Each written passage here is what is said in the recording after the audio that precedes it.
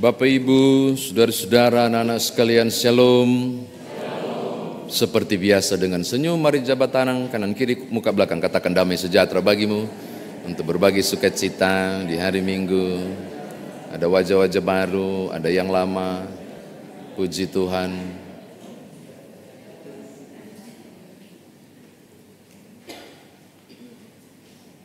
Tadi malam menyiapkan nats khotbah ini bergumul luar biasa sambil mencari jawab atas pertanyaan berulang. Tuhan, apakah yang harus kukhotbahkan dari kapal yang hampir tenggelam ini? Teksnya sangat sulit Bapak Ibu untuk disampaikan. Tapi saya yakin kalau Bapak Ibu cuma membaca pasal 27 ayat 1 sampai 11, Bapak Ibu akan kehilangan kisah menariknya dan hanya fokus ada apa ya?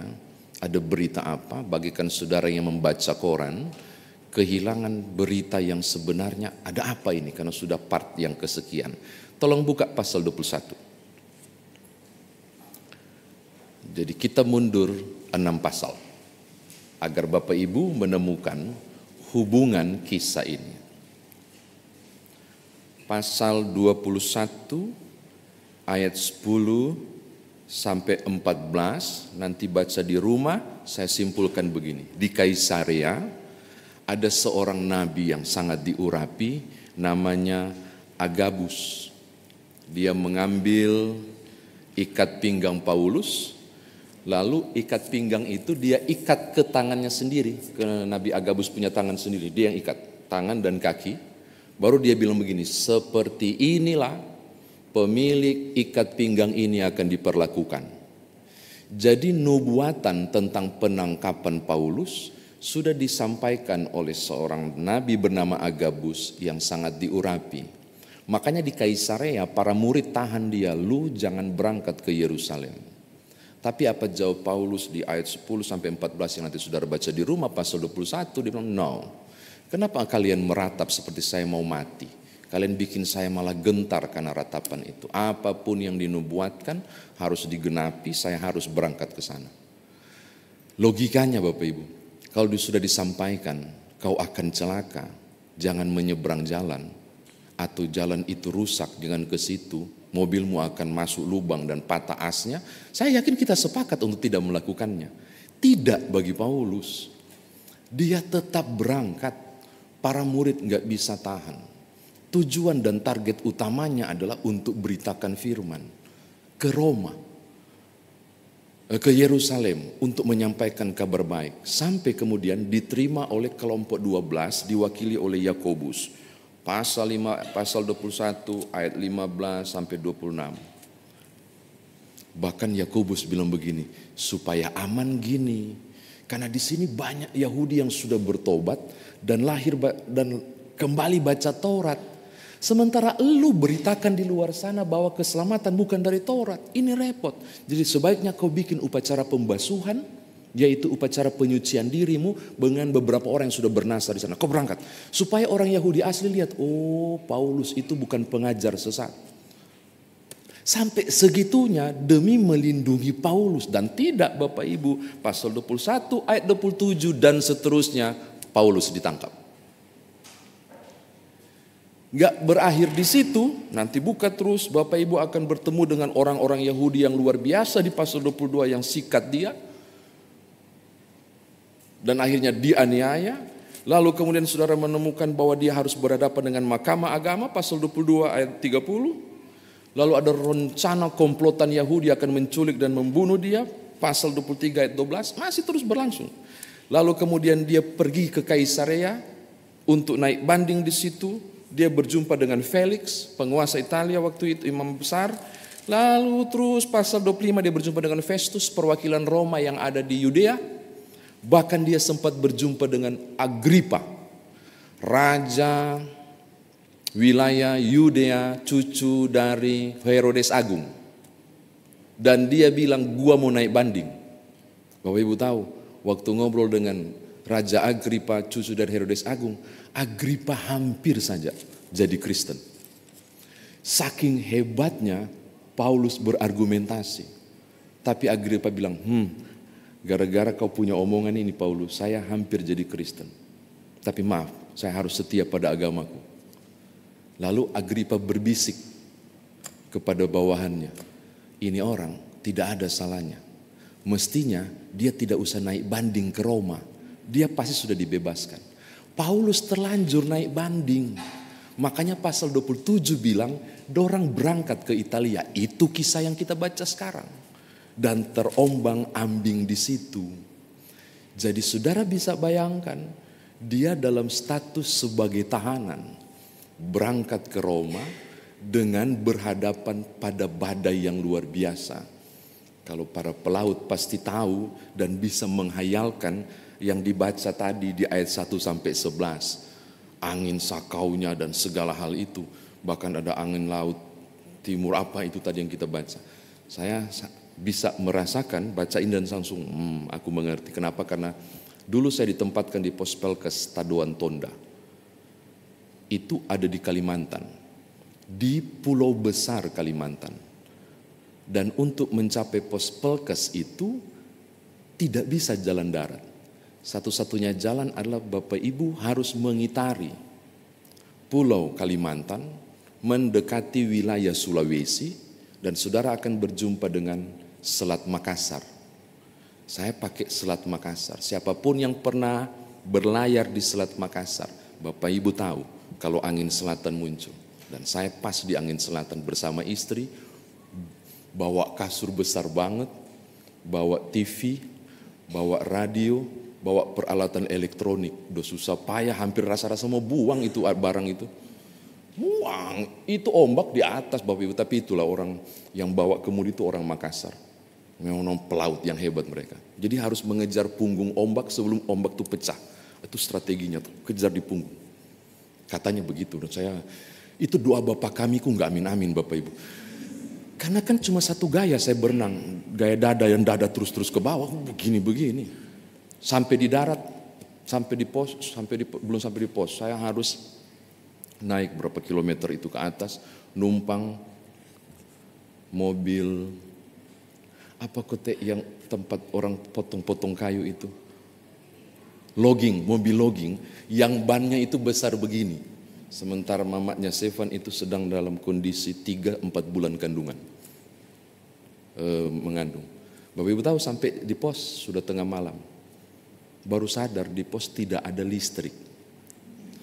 Kupikir buat apa ini TV yang ku pegang-pegang supaya nggak masuk air asin dan seterusnya. Jadi kalau membayangkan baca kisah ini saya sudah bisa bayangkan, gila, ini pertaruhan yang luar biasa. Dan orang lain yang membaca sekilas, yang tidak percaya pada Yesus Kristus, yang tidak melihat perjuangan iman seorang Paulus, akan sepakat ketika baca ini dan bilang, bodohnya Paulus.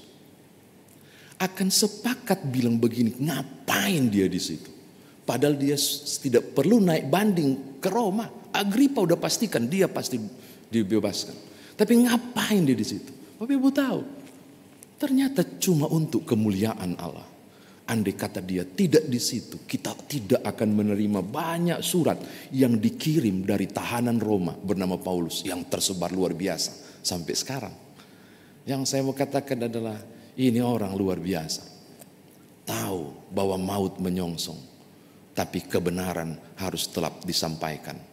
Kebenaran harus tetap disaksikan. Kebenaran harus tetap diperkatakan. Ini poin pertama. Yang kedua Bapak Ibu, merujuk ayat yang ke-10. Saudara-saudaraku, aku lihat bahwa pelayaran kita akan mendatangkan kesukaran-kesukaran dan kerugian besar, bukan saja bagi muatan dan kapal, tapi juga bagi nyawa ini, bla bla bla bla bla. Dia sudah sampaikan, mungkin lagi goyang-goyang begini, dan kita nggak usah lanjutkan perjalanan.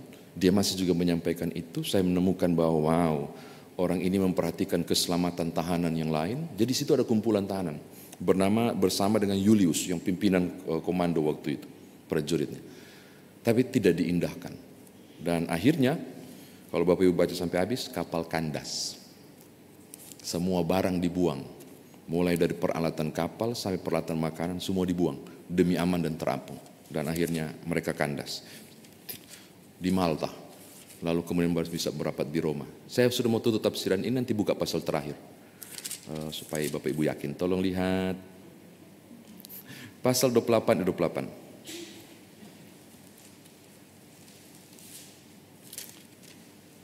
Pasal 28 ayat 16. Pasal 28 ayat 16.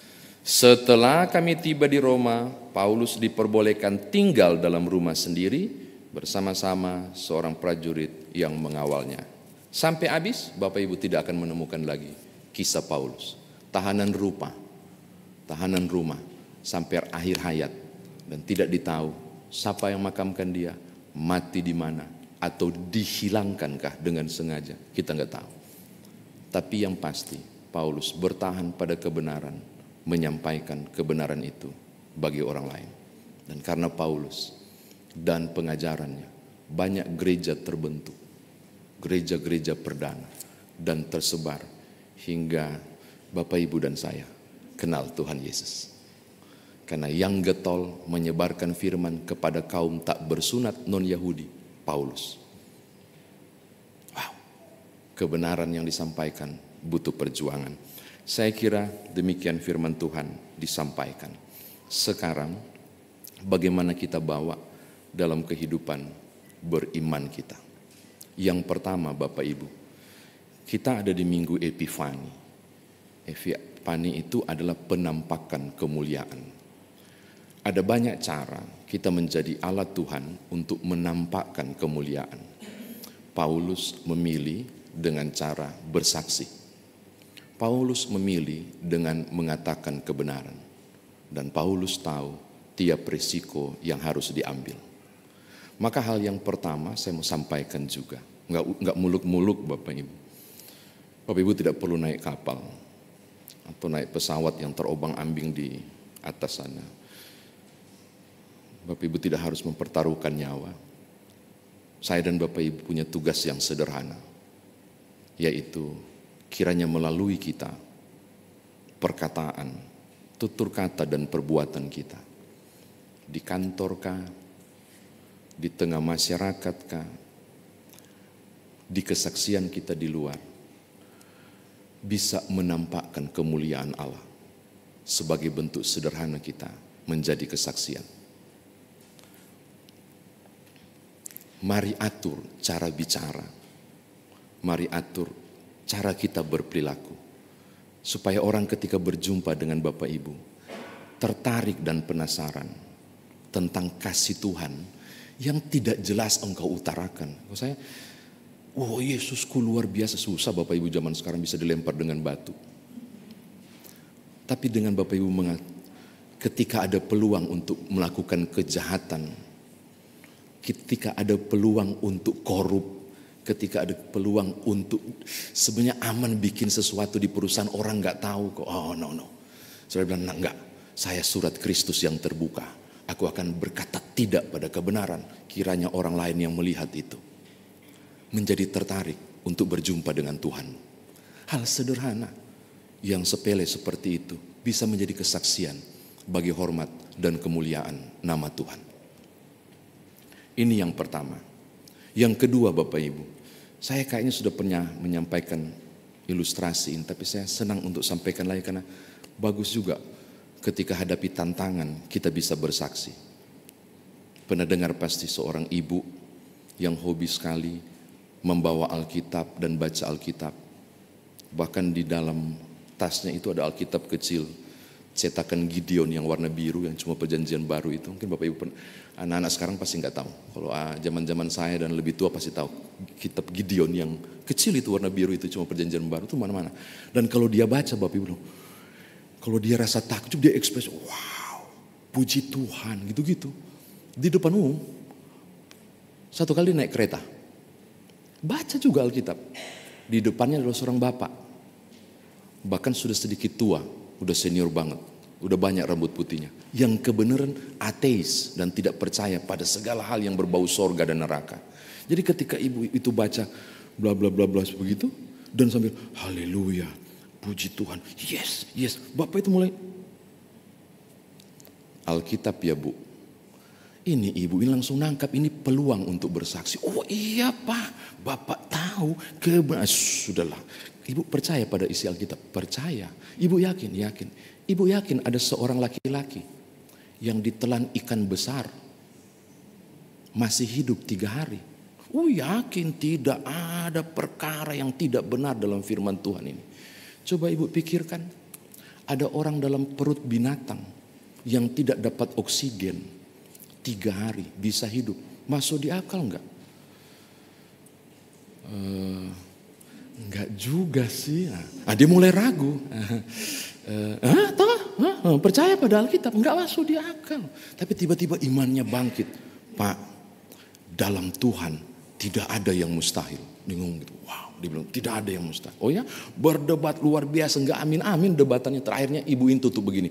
Udah deh Pak, sudah mau sampai juga di stasiun. Saya mau bilang begini, gini aja. Kalau saya ketemu dengan Yunus di sorga, nanti saya tanya, betul enggak dia bisa selamat 3 hari 3 malam di perut ikan itu? Bapak ibu ketawa, bapak itu ketawa minta ampun. Ibu, syukur-syukur Yunus masuk sorga. Kalau masuk neraka bagaimana? Si ibu berani balik ketawa. Bapak. Kalau Yunus masuk neraka berarti bapak yang mesti tanya. Karena bapak di neraka.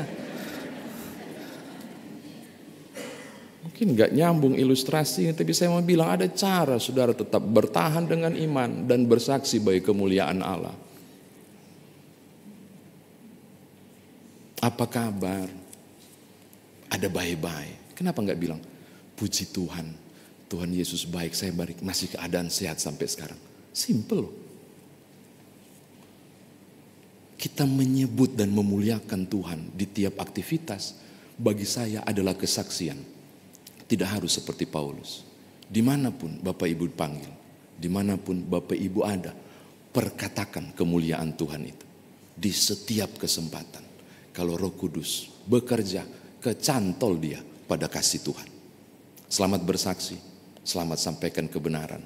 Kiranya melalui kita, penyataan kemuliaan penampakan Kristus terjadi bagi banyak orang. Haleluya, amin.